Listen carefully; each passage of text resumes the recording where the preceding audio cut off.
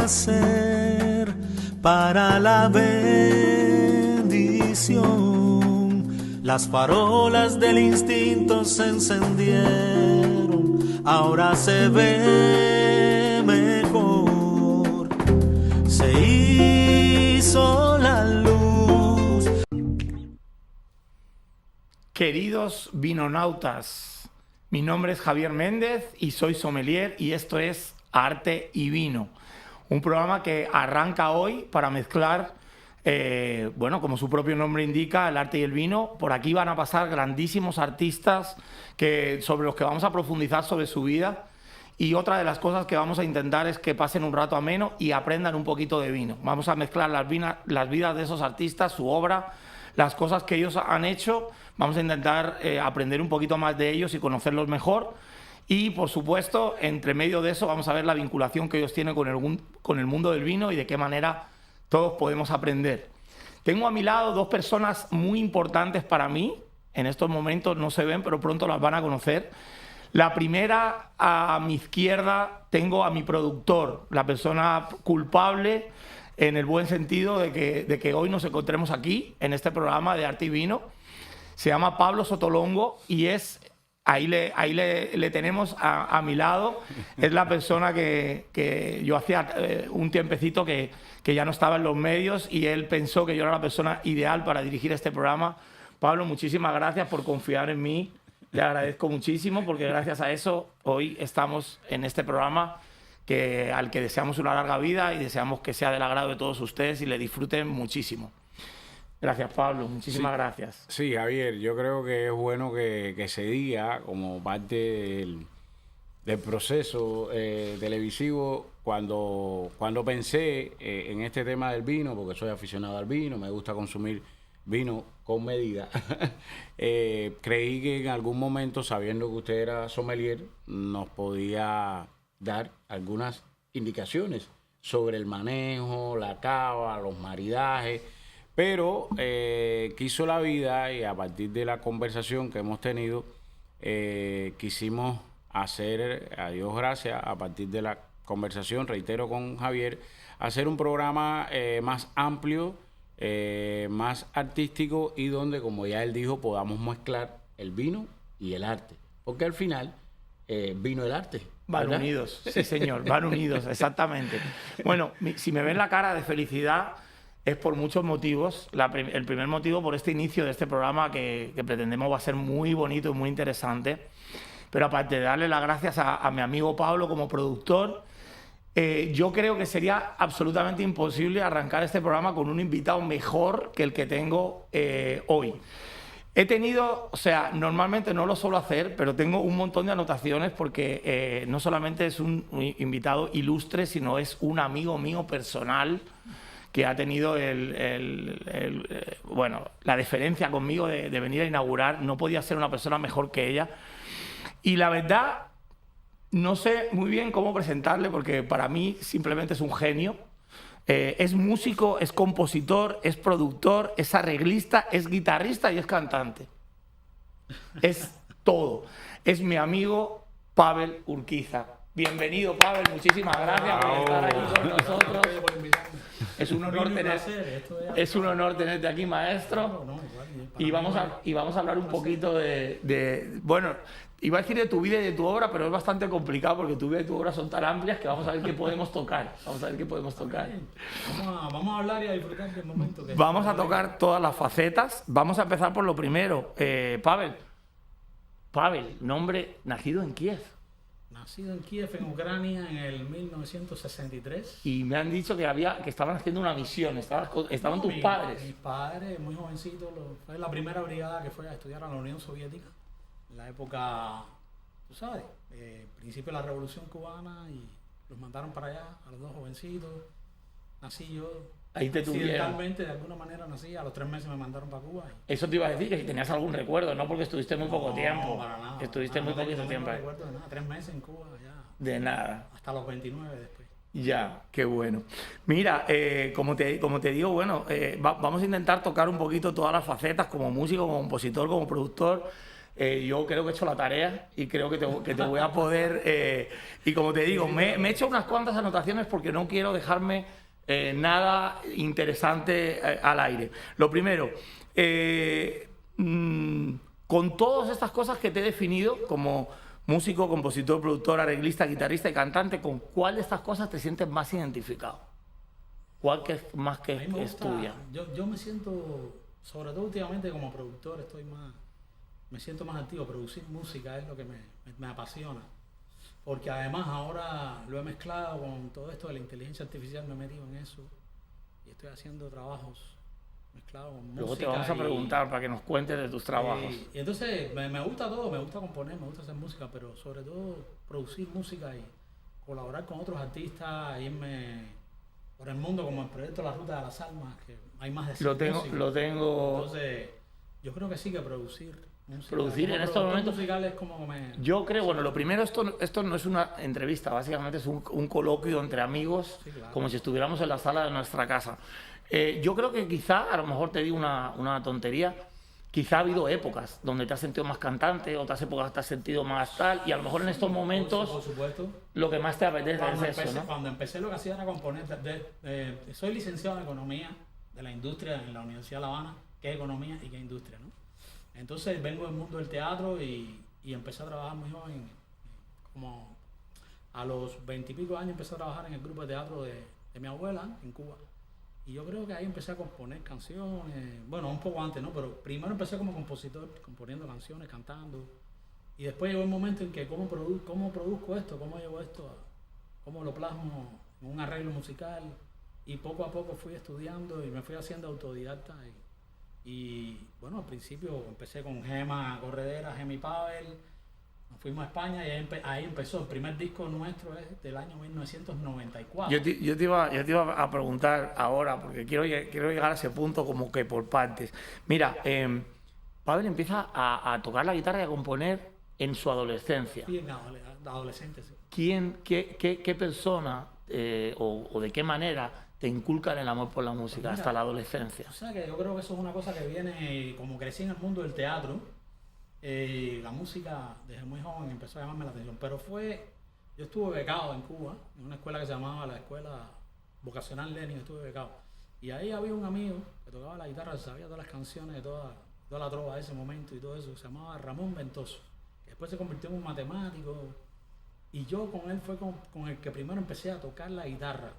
Recuerdo que en Las Vegas nosotros dormíamos en albergues, tú sabes, habían 60 personas durmiendo y a veces yo, tú sabes, ponía a todo el mundo ahí, yo estudiando la guitarra y todo el mundo se volvía loco, suéltala ya, déjanos descansar.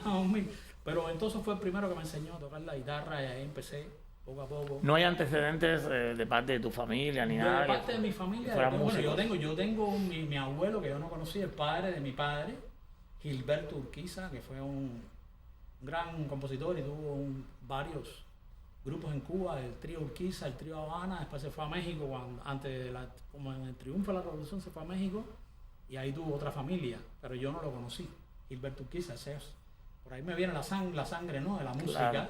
Claro. Pero en el grupo de teatro, obviamente, las influencias, Marta Valdés era la asesora musical del grupo de teatro. Ahí voy. Y ahí tenía las influencias muy grandes de su música, de su arte, ¿no?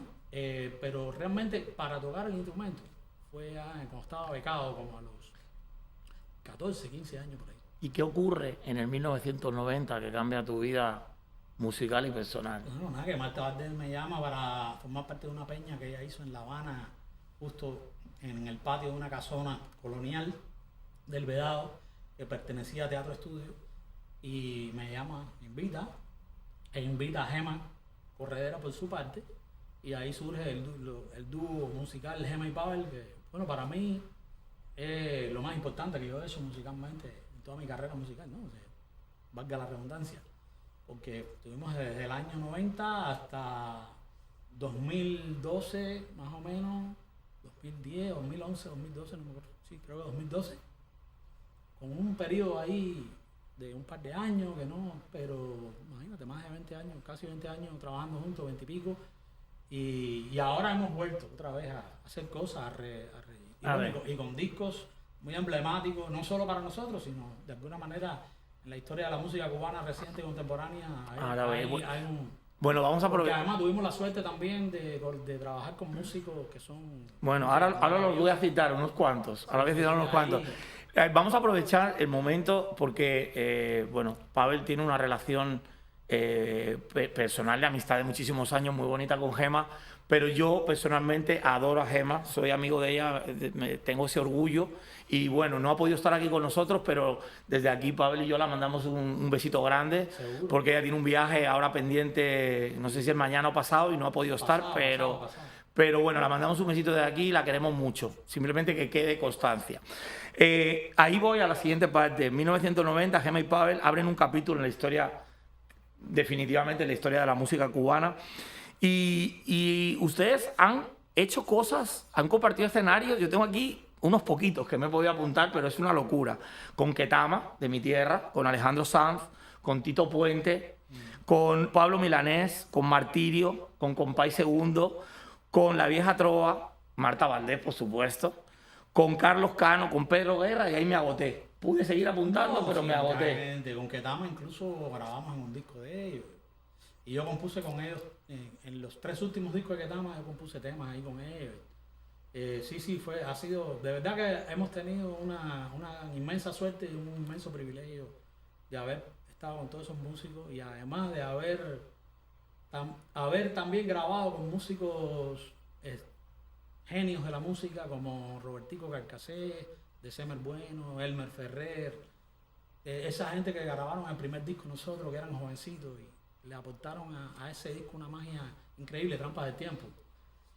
Ruy López Nusa también. Muchísima gente buena. Pero además, compartir escenario con todos esos que has mostrado ahí ha sido un aprendizaje y un crecimiento, porque llega un momento en el que ya llevas tanto tiempo tocando que ya no hay un concierto malo, ¿entiendes? Siempre el oficio se te posa, se te mete dentro y aunque tú no estés muy satisfecho, siempre lo vas a hacer bien. Claro. De cara al público, ¿no? Claro.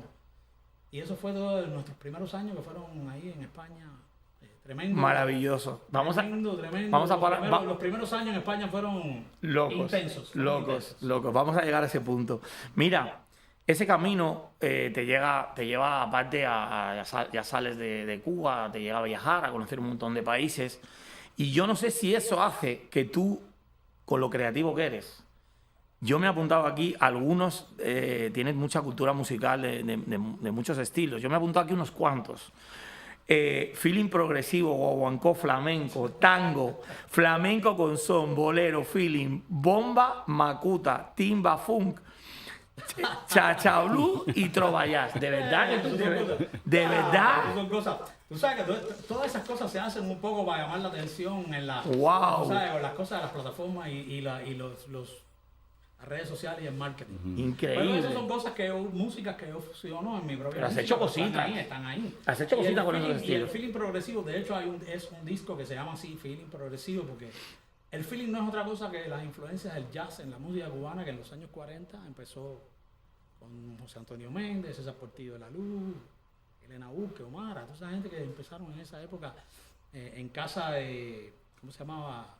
No me acuerdo, de Angelito. En los años 40 empezaron ahí con las influencias del jazz americano, lo metieron en la onda cubana y eso salió una cosa riquísima que me encanta, que Marta Valdés es una de las grandes exponentes de ese género de feeling. Y yo, de alguna manera, Gema y yo tuvimos, de hecho Gema siempre, cuando habla de cómo empezó a ella, lo que le llamó la atención realmente cuando era más jovencita, que empezó con Leopoldina Núñez, fue la música de Marta Valdés, justo por esas cosas del jazz, de la armonía del jazz, ¿no?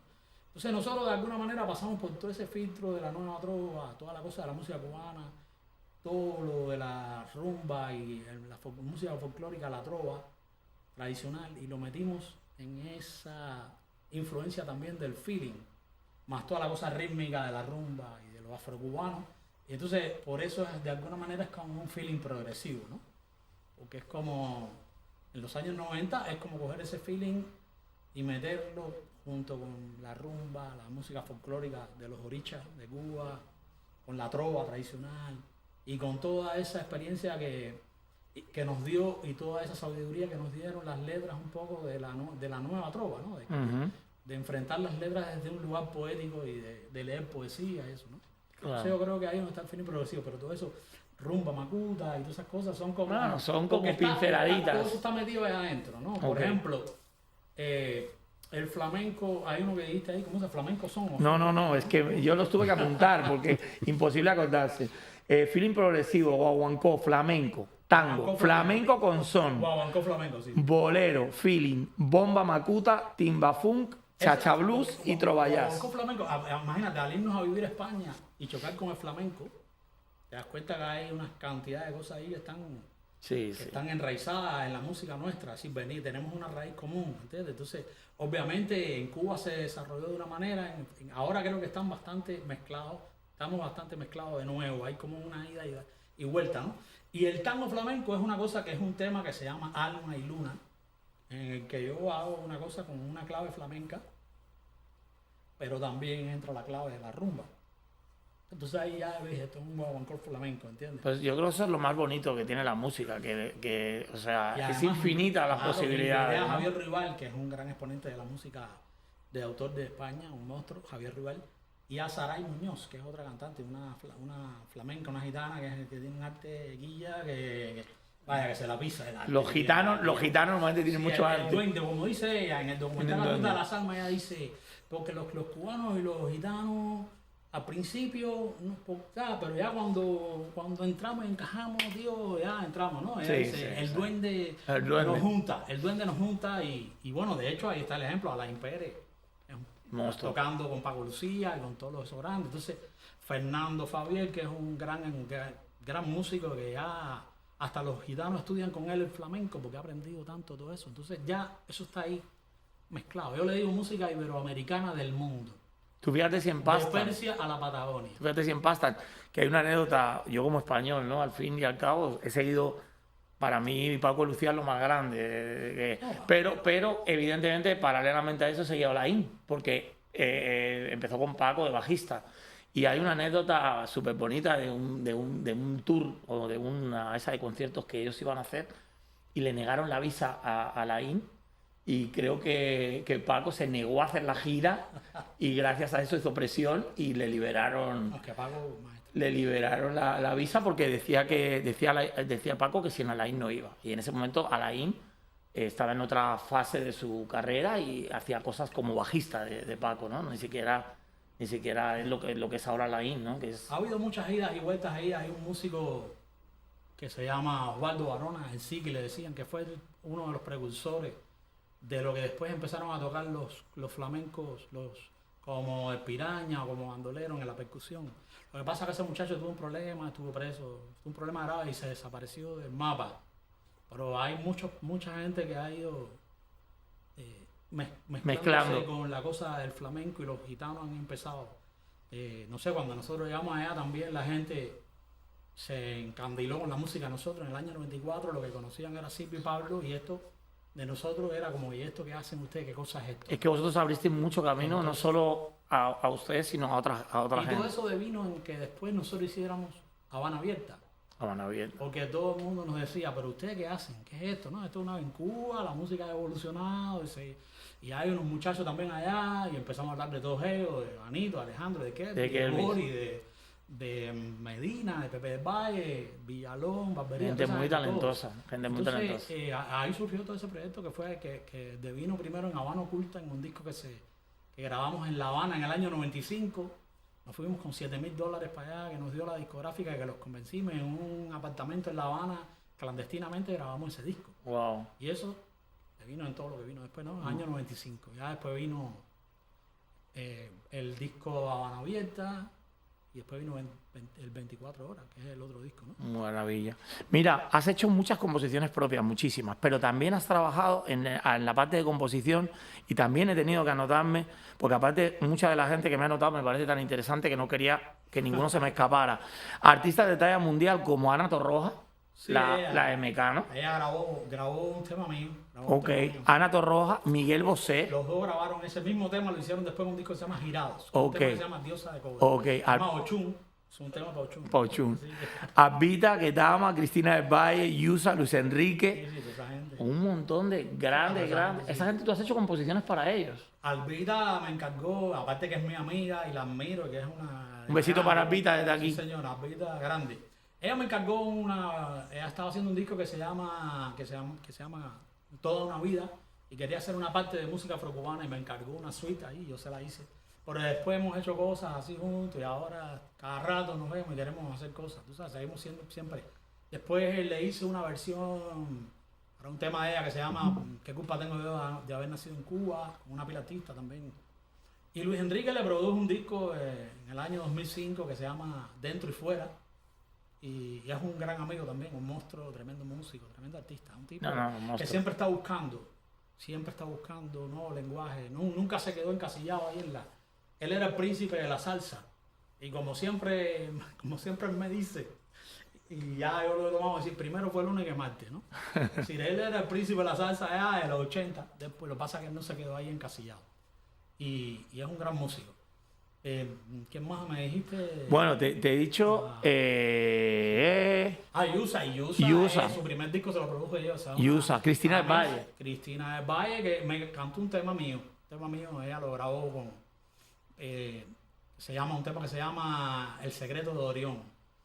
Y Yusa es para mí una de las grandes artistas cubanas de los últimos tiempos. Una mostra, músico, intérprete, es una bestia. Un talento, de escenario, sí. un talento. Lo que pasa es que no tenemos países, ese es el problema, que no tenemos países. El mercado de la música cubana realmente no existe, se perdió. Sí. Los músicos cubanos, aunque estemos dentro o fuera, estamos viviendo en un limbo. Esa misma calidad puesta en otro lugar reacciona y funciona de una manera totalmente diferente. Porque no tenemos streaming. Porque en Cuba, ¿quién puede hacer streaming? La gente no puede acceder a las plataformas. No.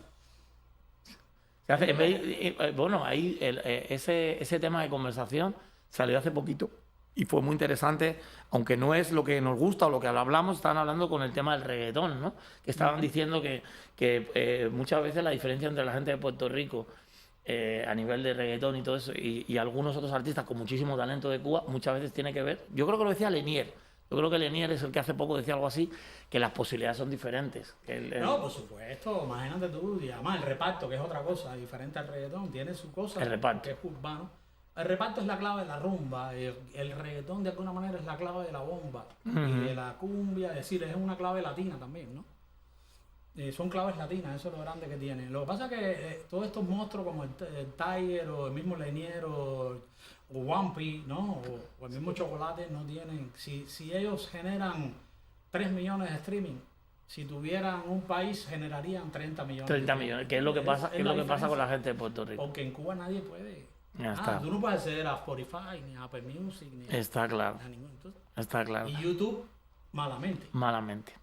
Vamos a hablar un poquito como productor. Mira, bueno, por supuesto, fuiste el productor de Gemma y Pavel.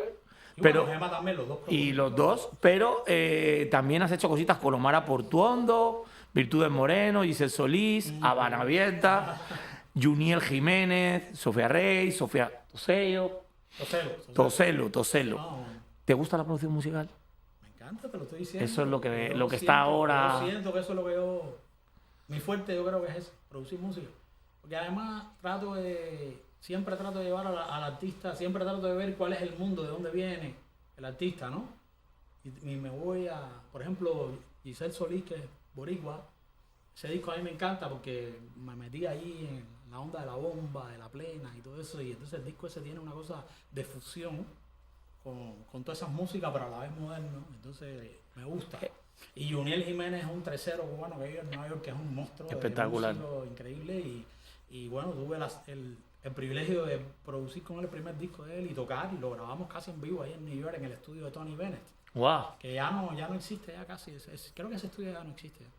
Pero en New Jersey. Uno de los clásicos. No, eso es... Una maravilla. Sí, toda esa gente que has dicho, para mí siempre ha sido un crecimiento, una experiencia y no ha sido reglas.